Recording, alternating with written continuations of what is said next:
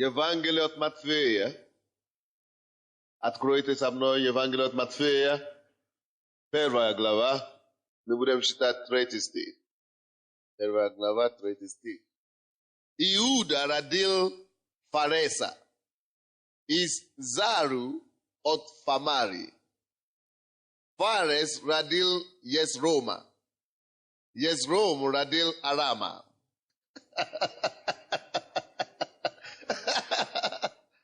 Интересная проповедь будет, правда? Кто-то думал, что я не по-русски читал.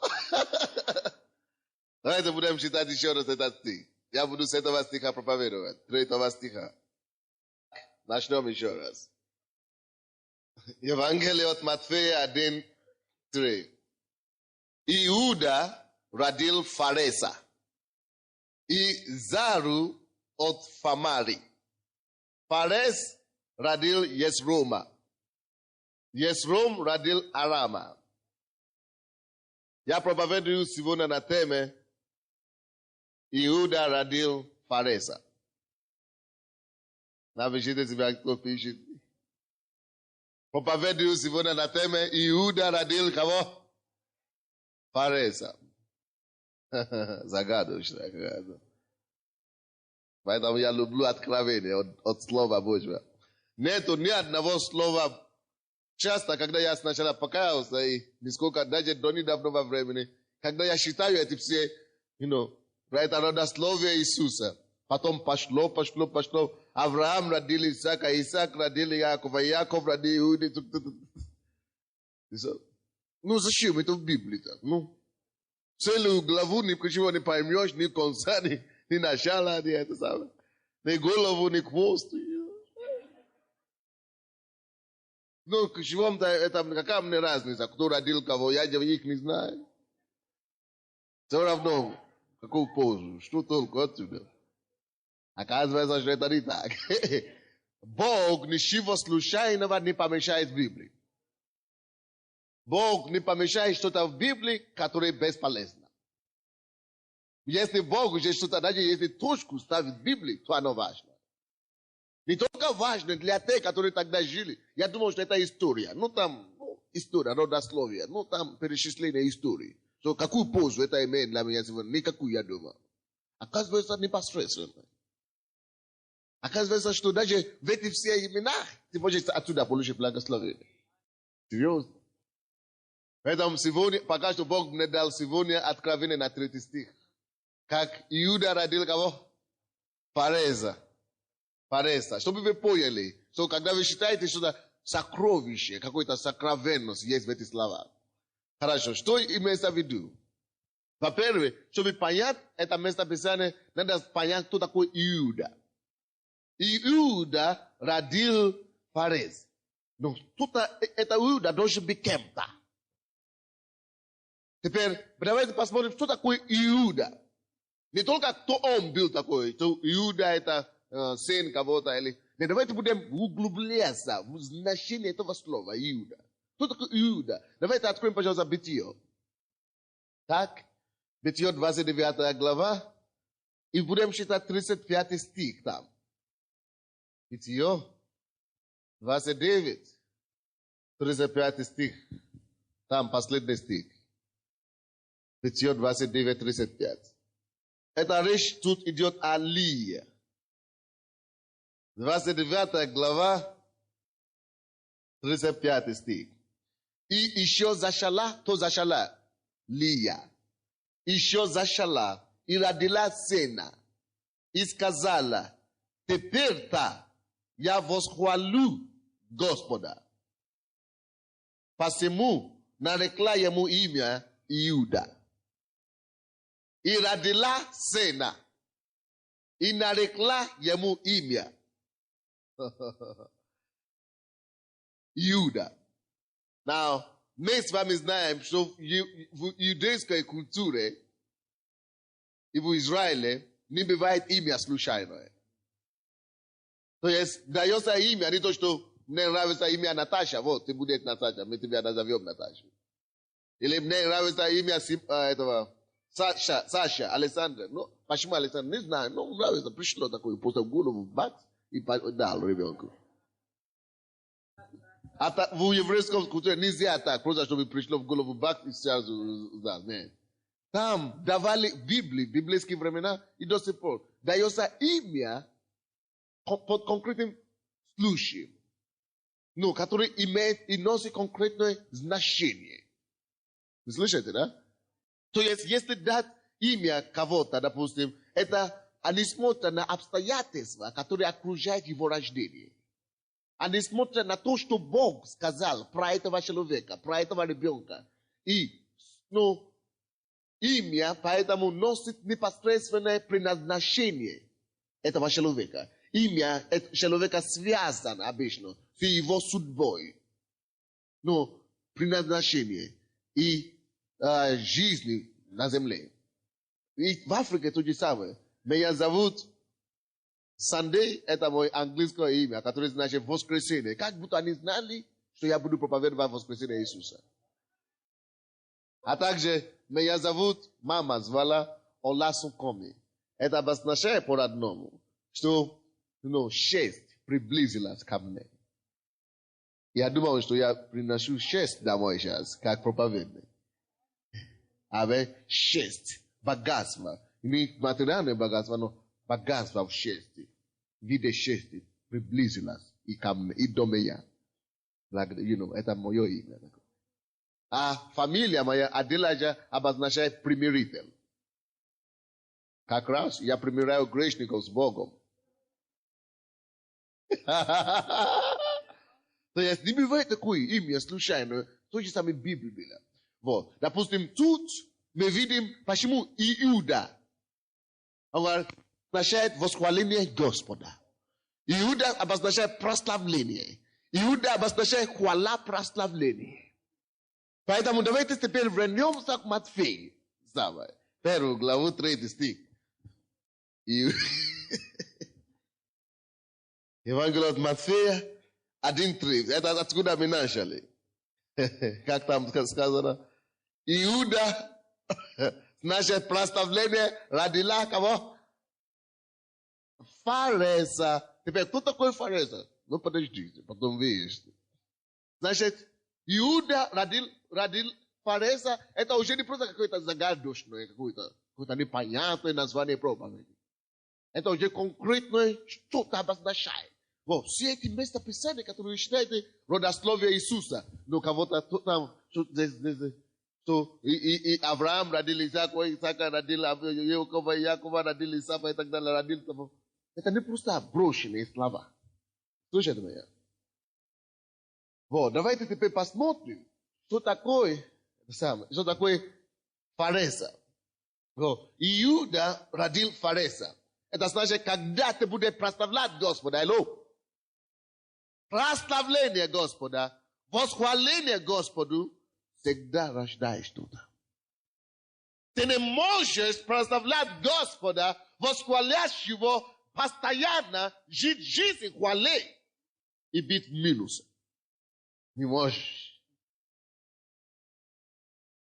Если ты такой человек, который прославляет Бога постоянно, потому что у нас месяц хвалы сейчас. Если ты умеешь тайну, у тебя есть такая тайна, это большое оружие. Вы слышите? Прославление – это большое оружие. Не просто на сцене здесь, когда в церкви это самое прославление ведет. А когда это уже образ твоей жизни. Вы слышите? Когда это уже образ твоей жизни, когда ты просто умеешь это делать, когда ты просто воспитал себя в этом направлении. Когда ты просто знаешь, что плохо, я прославляю Господа все равно. И это даст что-то. Потом мы посмотрим, что это даст. Когда ты знаешь, что хорошо, все равно благодарю, прославляю Господа. Это даст что-то. Ты не можешь прославлять Господа и быть в минусе. Прославление Господа всегда даст результат. Прославление Господа Иуда всегда рождает. Иуда бесплодно. Иуда, прославление всегда тебя даст что-то. Иуда всегда родит Фарес. Посмотрите на Павла и Сила, Деяния апостолов, 16 глава. Они прославляли Господа в тюрьме. Так, Вроде бы тюрьме, ну, представляете, нашли, где прославлять Господа. Тюрьме? Ну, я думал, в церкви нужно прославлять Господа, а тут в тюрьме прославляют. Ну, попали в тюрьму, что поделаешь?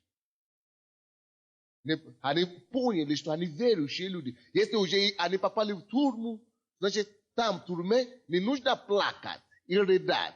А там надо воспользоваться эту ситуацию, чтобы прославлять Господа. Потому что они знали тайны этого оружия, которое называется хвалы. Поэтому, когда у них такая тяжелейшая проблема, что их заключили проповедники. За что? За то, что они проповедовали Иисуса. Их заключили, сказали, что они сектанты. Заключили в тюрьму, и они начали прославлять Иисуса. Они сначала молились, ничего не произошло. И начали прославлять Господа. Прославлять Господа. Мы благодарим Тебя, Господь. Мы славим Тебя. Поют, Господь. Пока пели, что случилось? Землетрясение. И такое землетрясение, что дома не разрушаются, а только цепи такие падают с ног, из рук. Землетрясение, которое не разрушает дома, но открывает двери в тюрьме, и чтобы проснули, чтобы поспали даже охранники. При землетрясении. Двери все открыли, охранники поспали, и они вышли на здоровье, просто вышли. Потому что Бог пришел туда. Когда они прославляли, восхваляли Господа. То есть, Иуда всегда рождает. Если ты будешь в твоей жизни, в твоих скорбях, не рыдать, не переживать вечно, а научиться находить причины, за которые ты можешь благодарить Господа. Можно находить разные, что такое прославление, восхваление. Ты хвалишь Господа за то, что Он такой хороший и добрый, правда? Это восхваление. А есть еще, прославление. Прославление, ты просто прославляешь Его, благодаришь Его за те вещи, которые Он уже делал для тебя когда-то. Бог когда-нибудь что-нибудь делал. Запомни и вспоминай такие ситуации в твоей жизни, когда ты мог бы уже умер. Даже ты еще не был верующим, но ты вспоминал Бога. О, Боже, спаси. И Он спас. И ты забыл, что Он уже спас. Пора быть благодарным Богу. Ты сказал, о, Боже мой, помоги. Он помог, но ты уже забыл. Пошел на твою дорогу, пока дьявол опять не дал. Но мы с вами умнее теперь. Поэтому мы держимся за Богом. Пускай будет землетрясение, пускай будет штормы, я все равно держусь за него. Никто уже меня не обманул, дьявол уже опоздал. А если он начинает меня атаковать, то я начну прославлять. Потому что я знаю какую-то тайну. Какую? Иуда рождает. Прославление родит чудо. Давайте посмотрим. Это самое. Так. Кто такой Перес? Фарес, или? Да, Фареса, кого родил это сам Иуда. Откройте, пожалуйста, Бытие, 38 глава. Бытие 38. Бытие есть книга начала. Все эти значения там находятся.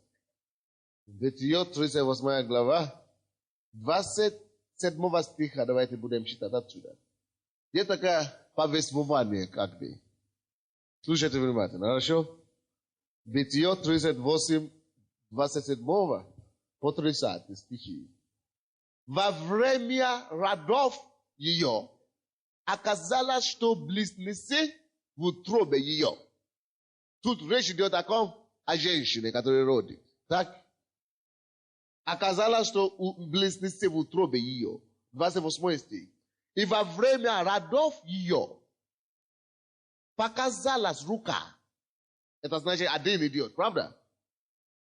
И взяла повиванная бабка и навязала ему на руку красную нить, чтобы знать, что он первый. Это надо же знать, что кто первый вышел. Вот, чтобы знать, что это он первый это прорвался или вышел, они нитку красную всегда. Я не знаю, как сейчас делают, но тогда так делали. Сейчас, наверное, только в другую кровать носит все. Но, короче, Naviazala yamuna ruku krasni unit. Сказав, этот вышел первый. Видите как? Чтобы знать, какой вышел первый. Так? А он еще не вышел. А он же еще не вышел. Это его пока рука выходила. Вы поняли, да? Это пока только рука вышла. Я уже догадывался, что в принципе это он уже должен выйти первый. Так? 29 стих. И дальше пойдем. Но он, алло? Следующее слово.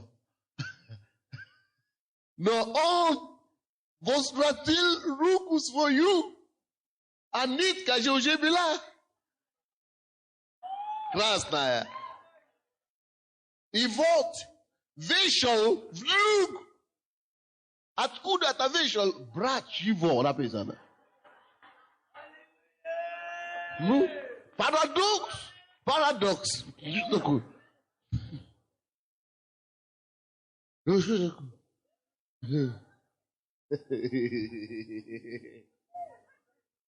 Вышел.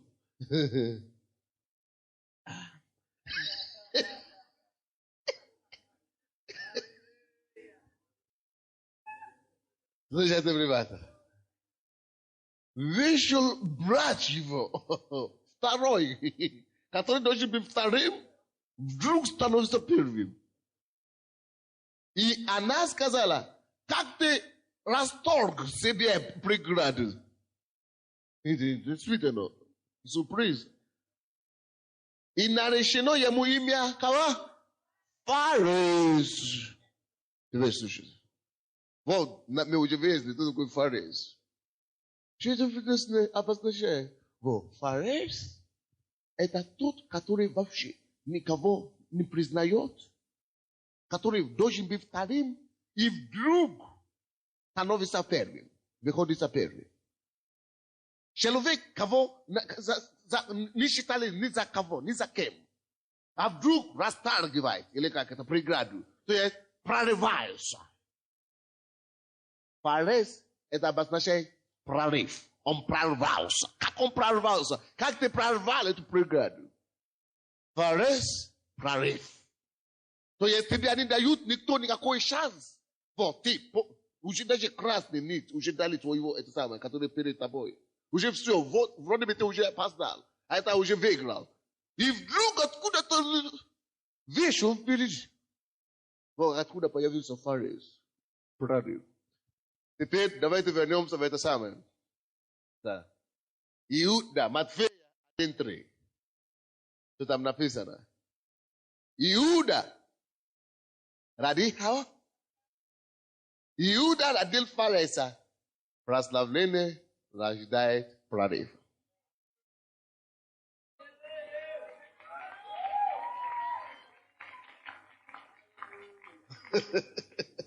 Даже если у тебя ситуация такая, что уже говорят, вот, не получится, и все. Даже если у тебя такая ситуация в жизни, слушай, у тебя такая ситуация в жизни, что все говорят, что у тебя ничего не выйдет. У тебя просто нету шансов, ты опоздал, ты поздно пришел. Неудачник, ты, не получилось. Если ты начинаешь прославлять Господа, прославлять Господа, восхвалять Его, Баба Шиката, Боба Катижала, благодари Господа, прославлять Его. Твоя Иуда производит кого? Прорыв. Вот те, которые тебе не дали шанс, вообще никакой. Они удивятся, когда ты видишь первым.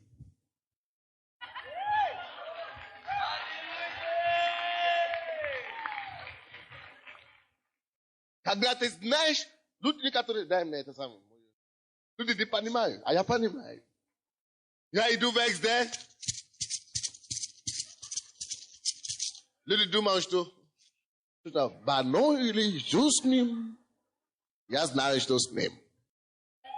Я жду постоянно Фареса. Я жду Фареса, я жду прорыв. Прорыв постоянно. Прорыв постоянно. Прорыв постоянно. Прорыв постоянно. Поэтому я не могу умолкать от прославления Его. В машине потихонечку, я проставляю его внутри себя. Я пою, я благодарю его за все то, что он делает. На улице я говорю, они говорят, что вы держите? Я говорю, не переживайте, я жду прорыва.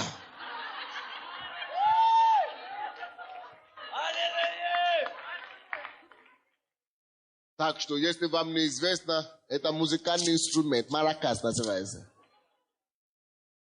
Чтобы оно постоянно напомнило меня о том, что нужно прославлять Бога постоянно. Вот почему я держу его. Знаете, когда я забиваю, я слушаю, я запоминаю. Я начинаю играть, прославлять Господа. Даже я не знал, во чем я нуждал в прорыве, но Бог знает. Я должен прославлять, я восхваляю его. Иуда, моя нужда в и прорыв приходит в мою жизнь. Во все минуты, каждый, постоянно, в моей личной жизни прорыв постоянно, радость, счастье. Потому что я знаю Слово Божие, тайны Слова Божие. Иуда, восхваление, прославление Господа всегда тебе дает, всегда тебе приносит из последнего ряда первый ряд. Из неудачника в отличника. О, Год. Из двоечника в пятёчник. Прославление, поклонение. Люди, даже ездят со мной машины, они не понимают, почему я это делаю. Не понимаю. Они говорят, no, пастор такой своеобразный. Вместо, чтобы они тоже делали то же самое. То не нуждается в прорыве. Все мы нуждаемся в прорыве. То не нуждается в победе. Все мы нуждаемся в победе. Иуда рождает фареза. И только Иуда, только прославление. Какой бы сложной ситуации ты бы не отказался. Посмотри на Иона. Иона, когда он был в этом ките, шреве кита. В шреве кита. Он молился, ничего не получилось. Но когда он начал прославлять Господа, скажи, что случилось. Бог проговорил киту, чтобы его освободил. Потому что он начал прославлять. Почему? Нет шанса вроде бы, но прославление открывает любой путь, любой дверь. Иуда всегда рождает фареза. Некоторые из вас, даже прямо здесь в церкви, вы думаете, вы слишком большой. Слушайте, внимательно, очень надо слушать. Ты думаешь, что ты слишком большой, чтобы вот танцевать, прыгать, и это самое какое-то дело. Я что, мальчик? Ты не мальчик. Сиди там. Всю жизнь там будешь сидеть. Мальчик. А я что, мальчик, да? Библия говорит, кто не будет как эти маленький ребенок, маленький дети, младенцы. Кто не будет как он маленький, тот не наследует Царство Небесное. Так что, поскорее ты станешь маленьким, тем лучше для тебя, тем лучше. Так что, скорее стань маленьким. А если ты будешь надутым, дьявол тебя покажет. А если вообще ты ждешь какой-то прорыв в твоей жизни, будь вообще просто прославляй Господа, не глядя ни на кого. Пускай думал, когда я буду либаза и свидетельствовать, они тогда будут говорить, почему он постоянно свидетельствует, а мы не свидетельствуем. Вам надо научиться восхвалять и прославлять, как я. Тогда вы будете научиться и свидетельствовать. Кто-нибудь здесь? Так что не будь слишком таким, большим. Какой бы ты ни был, присутствие Божие на все дети. Он наш отец. Аминь. Не то, что пасуны, а вообще дети. Прославляй Господа. Забудь о тебе, о себе, о репутации, о престиже. Это все лишнее. Вот, чтобы у тебя была настоящая репутация. Настоящий это самое престиж Божий притом. Тогда смири себя и благодари, восхваляй, прославляй Господа, но не останавливая все время. И ты увидишь, что Слово Божье правильно. Правда. Иуда рождает фареза. Братья, как можно это объяснить? Что уже ребенок идет, вот, руку уже даже протянул. Дома это как мама повиванная, мама чтобы вытянула. А тут что-то случилось там. И вообще тому, кому не даю, вообще никакого шанса. Прорвается, прорыв. Вот, потому что когда ты начинаешь прославлять Господа так, Бог начинает прорваться через всякие преграды, которые в твоей жизни. Прорваться через всякие преграды. Заранее начни благодарить Господа. Перестань, уже хватит молиться. Вот, на всю эту неделю уже будет неделю молитвы. Хватит, сколько уже молился? Ты уже много раз молился, только можно. Хорошо, хватит уже молиться. Знаешь, что надо сейчас делать? Благодарить. Восхвалять. Поклонять Господа. Просто благодарить, не смотреть, не гладить. Просто перечисляйте нужды и начни благодарить Господа. Господь, я благодарю Тебя, что Ты исцелил меня, что Ты исцеляешь меня. Ты мой исцелитель, Господь. Я благодарю Тебя за здоровье. Я благодарю Тебя, Господь, что Ты мне даешь жену хорошую. Я благодарю Тебя, что Ты мне даешь мужа, вот такого, как Ты хочешь. Я благодарю Тебя, Господь, что Ты уже это мне дал. Я больше не прошу. Я больше не буду просить вообще. Я буду только благодарить Господа, что Ты уже исцелил меня. Ты освободил меня. Слава Тебе, Господь. Живи эти все песни, которые мы поем здесь. Прославляй Господа в машине. Покупай кассеты с песнями, прославления. Пой вместе с ними. Есть брошюры такие, продаются такие. Да, брошюры, где все песни, которые мы поем в церкви, написано. Покупай себе, сам пой себя дома. Но просто прославляй, как ты умеешь. Ты не умеешь петь, хорошо, пой в духе. Дух Святой всегда умеет петь. Просто забудь о себе, просто повинуйся Богу в этом направлении. Выработай себе вот такую, это самое. Такую привычку хорошую. Говоря привычки вредно, но это не будет вредная привычка. Это как раз это положительное, полезное. Хорошо, смысл вы получили. Главный смысл вы получили. В воскресенье у меня тоже будет такое серьезное проповедь. Аминь. Простая истина, но правда. Мы читаем Библию, вдруг Иуда родил Фарес. Ну что? Они ну что? На тебе как раз поможет. Аминь. Так что всякий раз, когда ты читаешь Библию, надо просить, чтобы Дух Святой тебя открывал. Аминь. Когда Он тебя открывает, тогда все становится ясно. Тоже впереди прорыв в его жизни. Прорыв, настоящая победа, настоящее продвижение вперед. Настоящее. Я не вижу ваши руки. Настоящий прорыв.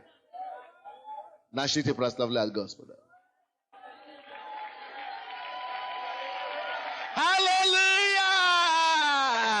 Аллилуйя!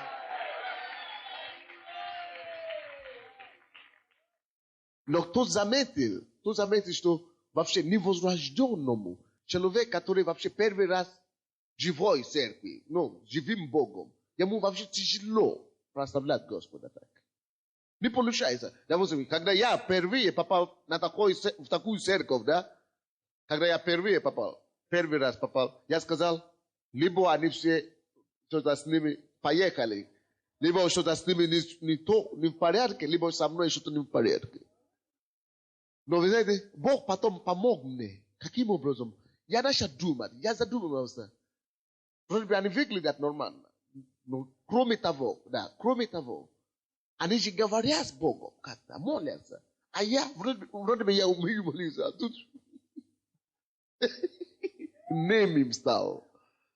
Не умею молиться Богу. Ты не умею. Представляешь? Ты не умею. Они могут говорить, а я не могу. Ага. Скорее всего, они знают что-то, которое я не знаю. Потом вдруг я начал видеть, как все говорят с Богом. Я понял, что да, что-то еще есть. Они все не такие грязные, как я. Что-то. Я вдруг начал чувствовать, что я грешник большой. А я думал, что я один такой сраный, такой чужой там среди всех. Но когда вызывали, чтобы молиться за первый раз, я впервые прибежал. Но когда я стал, чтобы смотреть вокруг меня много, оказывается, я не один. Я думал, что я один. Вот, поэтому Вам не удастся прославлять Господа, если вы сначала не отдадите ваше сердце Господу. На балконе вы слышите меня? Ведь у вас просто, вы можете репетировать до завтра. Годами репетируете. Если вы не будете спасены, чтобы принять Иисуса, и чтобы Иисус простил вам все ваши грехи, прежде всего, то вы можете стараться, но у вас просто не получится восхвалять Бога. Просто вы будете приходить так, люди все радуются, они танцуют, а у вас вы будете сказать, муму. Что тут?